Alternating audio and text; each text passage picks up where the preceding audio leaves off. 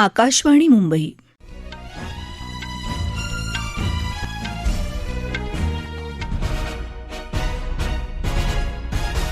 राजश्री आगाशे राष्ट्रीय बातम्या देत आहे. ठळक बातम्या. विद्यार्थ्यांना परीक्षेशी संबंधित ताणतणाव हाताळायला मदत व्हावी यासाठी सीबीएसई अर्थात केंद्रीय माध्यमिक शिक्षण मंडळाचा समुपदेशन सेवा सुरू करण्याचा निर्णय. केंद्रीय गृह आणि सहकार मंत्री अमित शहा यांच्या हस्ते आज CSR परिषदेचं उद्घाटन. माजी केंद्रीय मंत्री सुरेश कलमाडी यांच्या पार्थिवावर आज पुण्यात अंत्यसंस्कार होणार. व्हेनेझुएलाचे माजी अध्यक्ष निकोलस मादुरो यांनी अमेरिकेच्या कारवाईला दिलं आव्हान. हंगामी राष्ट्राध्यक्ष म्हणून डेल्सी रॉड्रिग्स यांनी काल पदभार स्वीकारला. आणि मलेशिया खुल्या सुपर 750 बॅडमिंटन स्पर्धेत भारताच्या लक्ष्य सेनचा पुरुष एकेरीच्या दुसऱ्या फेरीत प्रवेश. विद्यार्थ्यांना परीक्षेशी संबंधित ताणतणाव हाताळायला मदत व्हावी यासाठी सीबीएसई अर्थात केंद्रीय माध्यमिक शिक्षण मंडळानं समुपदेशन सेवा सुरू करायचा निर्णय घेतलाय. यावर्षी या सेवेचा पहिला टप्पा 17 फेब्रुवारी ते 1 जून या दरम्यान राबवला जाईल. विद्यार्थ्यांना परीक्षेशी संबंधित ताणतणाव, वेळेचं व्यवस्थापन तसंच इतर भावनिक तणावांना सामोरं जाता यावं यासाठी त्यांना मार्गदर्शन करणं हा या उपक्रमाचा हेतू आहे. 1811-804 या टोल फ्री क्रमांकावर संपर्क साधून विद्यार्थी मदत मिळवू शकतील. याद्वारे प्राचार्य, शिक्षक, समुपदेशक तसंच मानसोपचार तज्ज्ञांचं मार्गदर्शन विद्यार्थ्यांना मिळेल. यातले 61 समुपदेशक हे भारतातले आहेत, तर 12 जण नेपाळ, संयुक्त अरब अमिराती, जपान आणि कतार इथले आहेत. नवी दिल्लीतल्या विज्ञान भवनात CSR परिषदेचं उद्घाटन आज केंद्रीय गृह आणि सहकार मंत्री अमित शहा यांच्या हस्ते होणार आहे. पोषण सुरक्षा आणि कुपोषण निवारणामध्ये सामाजिक उत्तरदायित्व निधीची भूमिका या विषयावरच्या या परिषदेत मुलांमधल्या कुपोषणाचा सामना करण्यासाठी सहयोगी, नाविन्यपूर्ण आणि शाश्वत धोरणांवर विचारमंथन होईल. राष्ट्रीय दुग्ध विकास मंडळानं या परिषदेचं आयोजन केलं आहे. या परिषदेदरम्यान अमित शहा यांच्या हस्ते शिशु संजीवनी उपक्रमाचं उद्घाटन करण्यात येणार असून त्याद्वारे महाराष्ट्रात नागपूर जिल्ह्यातल्या अंगणवाडी केंद्रांमध्ये शिकणाऱ्या सुमारे 3000 मुलांना पौष्टिक आहार प्रदान करण्यात येईल. देशात व्यवसाय करणं सुलभ कसं होईल याकडे गेल्या 11 वर्षात केंद्र सरकारनं लक्ष केंद्रित केलं आहे. विविध अडथळ्यांच्या शर्यतीतून वाट काढत देशात व्यवसायाला अनुकूल वातावरण तयार करण्यात आलं. 1991 हे आर्थिक सुधारणांचं वर्ष समजलं जातं. तसंच 2025 हे नियंत्रण मुक्तीचं वर्ष ठरलंय. याविषयी अधिक माहिती घेऊया आमच्या प्रतिनिधीकडून.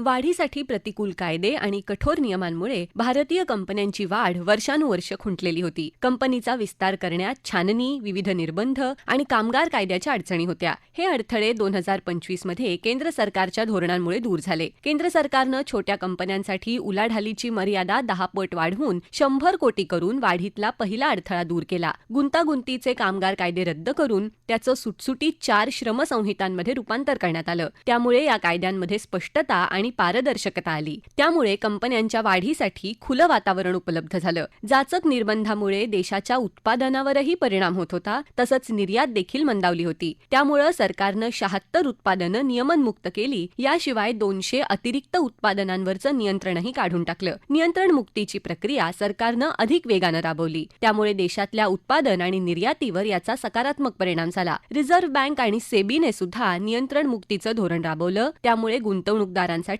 प्रक्रिया अधिक सुलभ झाली. आंध्र प्रदेशमध्ये कोनासीमा जिल्ह्यात ONGCच्या तेल विहिरीतून झालेल्या गॅस गळतीनंतर लागलेली आग आटोक्यात आणण्यासाठी आज ONGCच्या तज्ज्ञांचं पथक मुंबई आणि दिल्ली इथून रवाना झालं. मोरी आणि इरुसुमांडा या गावांजवळच्या या तेल विहिरीतून काल गॅस गळती झाली. त्यानंतर जवळजवळ 20 मीटर उंच आणि 25 मीटर रुंदीचा आगीचा झोत उसळला. आग विझवण्याचा प्रयत्न युद्धपातळीवर सुरू असून अग्निशमन दल, पोलीस दल, ONGC, राज्य आपत्ती प्रतिसाद दल आणि रेडक्रॉसचे कर्मचारी कालपासून या ठिकाणी कार्यरत असल्याची माहिती कोनासीमाचे सहजिल्हाधिकारी टी निसंथी यांनी PTI या वृत्तसंस्थेला दिली. माजी केंद्रीय मंत्री सुरेश कलमाडी यांच्या पार्थिवावर आज पुण्यात अंत्यसंस्कार होणार आहेत. आज पहाटे त्यांचं निधन झालं. ते 82 वर्षांचे होते.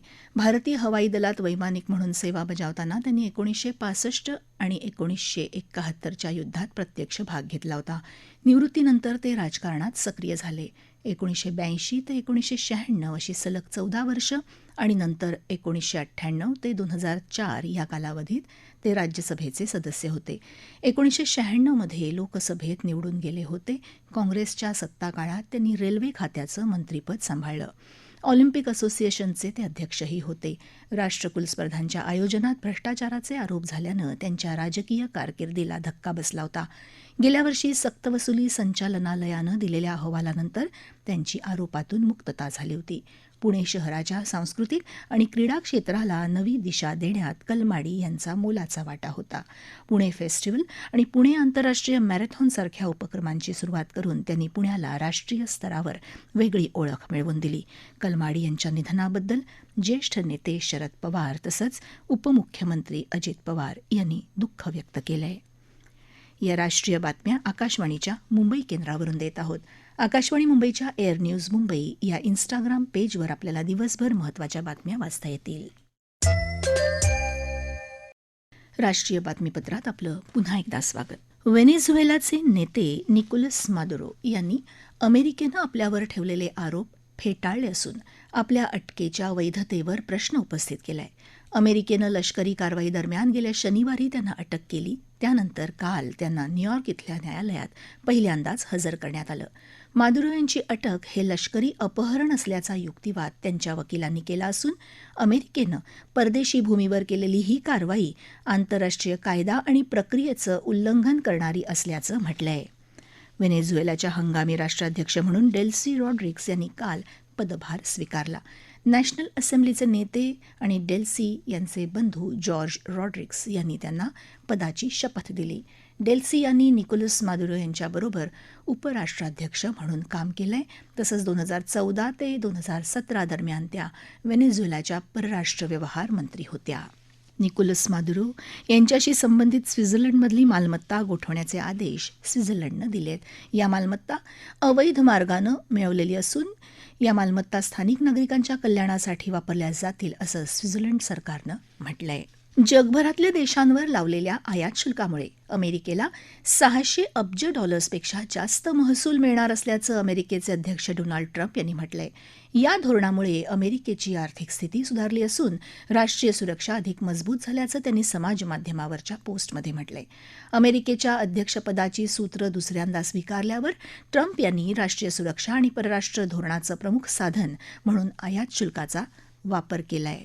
रशियाबरोबर युद्धविराम झाल्यानंतर युक्रेनची सुरक्षा व्यवस्था कशी असेल याबद्दल चर्चा करण्यासाठी युक्रेनच्या मित्र देशांची बैठक आज पॅरिसमध्ये होणार आहे. मात्र अमेरिकेचे अध्यक्ष डोनाल्ड ट्रम्प यांच्या सरकारचं लक्ष व्हेनेझुएलावर केंद्रित झाल्यामुळे या बैठकीत किती प्रगती होईल याबद्दल शंका व्यक्त होत आहे. कोलालंपूर इथं सुरू असलेल्या मलेशिया खुल्या सुपर 750 बॅडमिंटन स्पर्धेत सिंगापूरच्या जिया हेंग जेसन ते याचा पराभव करून भारताच्या लक्ष्य सेननं पुरुष एकेरीच्या दुसऱ्या फेरीत प्रवेश केलाय. या सामन्यात लक्ष्य सेननं जिया हेंग जेसन ते याचा 21-16, 15-21, 21-14 असा पराभव केला. दुसऱ्या फेरीत त्याचा सामना फ्रान्सच्या क्रिस्टो पोपो किंवा हाँगकाँगच्या ली चे उक यू याच्याशी होईल. दरम्यान महिला एकेरी स्पर्धेत भारताच्या मालविका बनसोड हिला थायलंडच्या खेळाडूकडून पराभव स्वीकारावा लागला. आज आयुष शेट्टी याचा सामना मलेशियाच्या खेळाडूशी तर पुरुष दुहेरीत MR अर्जुन आणि हरिहरन अमसकरुनन यांचा सामना जपानच्या खेळाडूंशी होणार आहे. येत्या 18 जानेवारीपासून सुरू होणाऱ्या ऑस्ट्रेलियन खुल्या टेनिस स्पर्धेच्या बक्षिसाच्या रकमेत वाढ करण्यात आल्याचं स्पर्धेच्या आयोजकांनी आज घोषित केलं. त्यानुसार 2026च्या हंगामातल्या पहिल्याच स्पर्धेत बक्षिसाची रक्कम $11,15,00,000 इतकी असेल. ठळक बातम्या पुन्हा एकदा. विद्यार्थ्यांना परीक्षेशी संबंधित ताणतणाव हाताळायला मदत व्हावी यासाठी CBSE अर्थात केंद्रीय माध्यमिक शिक्षण मंडळाचा समुपदेशन सेवा सुरू करण्याचा निर्णय. केंद्रीय गृह आणि सहकार मंत्री अमित शाह यांच्या हस्ते आज CSR परिषदेचं उद्घाटन. माजी केंद्रीय मंत्री सुरेश कलमाडी यांच्या पार्थिवावर आज पुण्यात अंत्यसंस्कार होणार. व्हेनेझुएलाचे माजी अध्यक्ष निकोलस मादुरो यांनी अमेरिकेच्या कारवाईला दिलं आव्हान. हंगामी राष्ट्राध्यक्ष म्हणून डेल्सी रॉड्रिग्स यांनी काल पदभार स्वीकारला. आणि मलेशिया खुल्या सुपर 750 बॅडमिंटन स्पर्धेत भारताच्या लक्ष्य सेनचा पुरुष एकेरीच्या दुसऱ्या फेरीत प्रवेश. याबरोबरच आकाशवाणी मुंबई केंद्रावरचं हे राष्ट्रीय बातमीपत्र संपलं. पुन्हा भेटूया दुपारी 3 वाजता आकाशवाणी मुंबईच्या प्रादेशिक बातमीपत्रात. नमस्कार.